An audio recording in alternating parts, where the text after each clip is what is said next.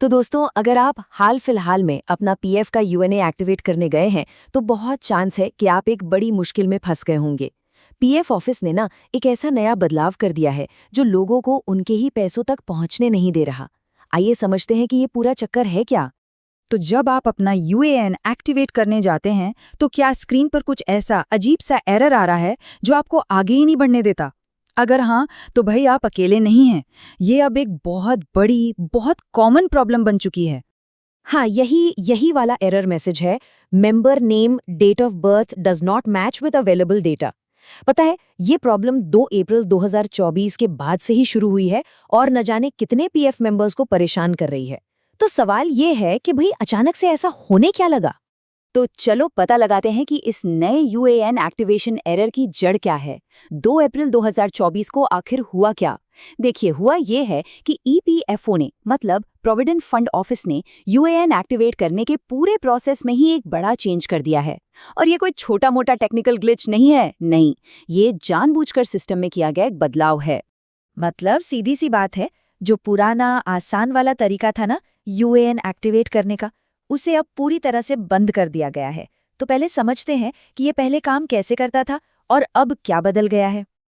अब देखिए, ये समझना बहुत ज़रूरी है कि आज ये प्रॉब्लम इतनी बड़ी क्यों लग रही है। इसके लिए हमें पहले ये देखना होगा कि पहले का सिस्टम कितना ज़्यादा मेंबर फ्रेंडली था। देखते हैं कि पहले एक्टिवेशन होता कैसे था और अब के प्रोसेस से वो कितना अलग था।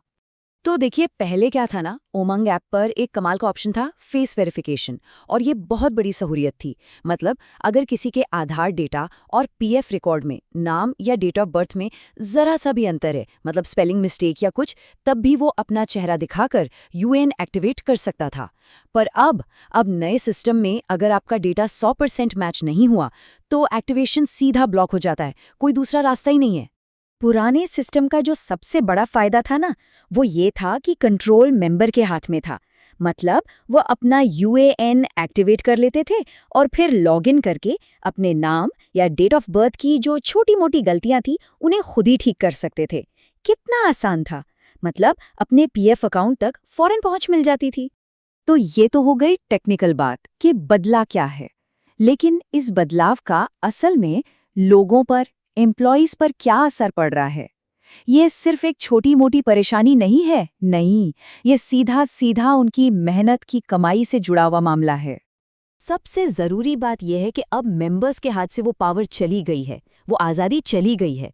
अब वो अपने रिकॉर्ड की छोटी मोटी गलतियों को खुद ठीक कर ही नहीं सकते, वो पूरी तरह से बेबस हैं।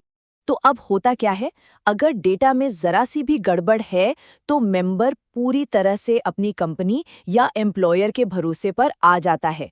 अब उन्हें कंपनी से कांटेक्ट करना पड़ेगा, डेटा ठीक करवाना पड़ेगा, और ये एक ऐसा प्रोसेस है जो बहुत स्लो हो सकता है। कई बार तो कंपनियां मदद ही नहीं करती और बेचारा एम्प्लॉय बीच में ही लटक कर रह जाता है। और यहीं से असली सिरदर्द शुरू होता है। एम्प्लॉय जो है वो कंपनी और पीएफ ऑफिस के बीच बस चक्कर काटता रहता है, पिसता रहता है। कंपनी वाले कहते हैं पीएफ ऑफिस जाओ, पीएफ ऑफिस वाले कहते हैं कंपनी से ठीक कराओ, और इस चक्रव्यूह में मेंबर ऐसा फंसता है कि अपने ही पैसे से दूर हो जाता है। और ये मत समझिए कि ये प्रॉब्लम कुछ 100 या 1000 लोगों की है, नहीं। अब हम बात करेंगे कि ये मुद्दा असल में कितना बड़ा है और ये कैसे लाखों लोगों की प्रॉब्लम बन चुका है। तो असल में कितने लोग इससे प्रभावित हो सकते हैं? आप आंकड़ा सुनेंगे ना तो हैरान रह जाएंगे। ईपीएफओ का खुद का डेटा कहता है कि करीब-करीब 24 लाख मेंबर्स ऐसे हैं जिनका आधार अभी तक लिंक्ड नहीं है, और ये सारे के सारे लोग इस नई प्रॉब्लम के सीधे सीधे रिस्क पर हैं। इनके लिए तो अपना यूएएन एक्टिवेट करना लगभग नामुमकिन हो सकता है। और सोचिए, बिना यूएएन एक्टिवेशन के ना तो वो अपना बैलेंस देख सकते हैं और ना ही ज़रूरत पड़ने पर अपना पैसा निकाल सकते हैं। ठीक है, तो अब हम प्रॉब्लम की गहराई को समझ चुके हैं। तो अब सवाल ये उठता है कि इसका सल्यूशन क्या है? अगर कोई इस सिचुएशन में फंस गया है तो आगे का रास्ता क्या है? मतलब मेंबर्स कर क्या सकते हैं? देखिए, निराश होने की बात नहीं है। अपनी आवाज उठाने के कुछ तरीके हैं। सबसे पहला काम, ईपीएफओ का जो ऑफिशियल ग्रीवेंस पोर्टल है वहां जाके शिकायत दर्ज कीजिए। दूसरा, ट्विटर जैसे सोशल मीडिया प्लेटफॉर्म्स पर अपनी प्रॉब्लम के बारे में लिखिए और ईपीएफओ को टैग जरूर कीजिए। और सबसे ज़रूरी बात, खास तौर पर ये मांग कीजिए कि जो पुराना फ्लेक्सिबल वाला सिस्टम था उसे वापस लाया जाए। इन सब कोशिशों का जो मेन मकसद है वो बस एक है, ईपीएफओ से रिक्वेस्ट करना कि वो member friendly face verification system को फिर से चालू करें, ताकि लोग बिना कंपनियों के चक्कर काटें खुद अपना यूएएन एक्टिवेट कर पाएं। और आखिर में बड़ा सवाल यही रह जाता है, क्या लाखों मेंबर्स की ये एक साथ उठी हुई आवाज ईपीएफओ को मजबूर कर पाएगी कि वो अपने इस फैसले को बदले? क्या वो उस पुराने सिस्टम को वापस लाएंगे जो असल में लोगों के लिए काम करता था? खैर, ये तो आने वाला वक्त ही बताएगा।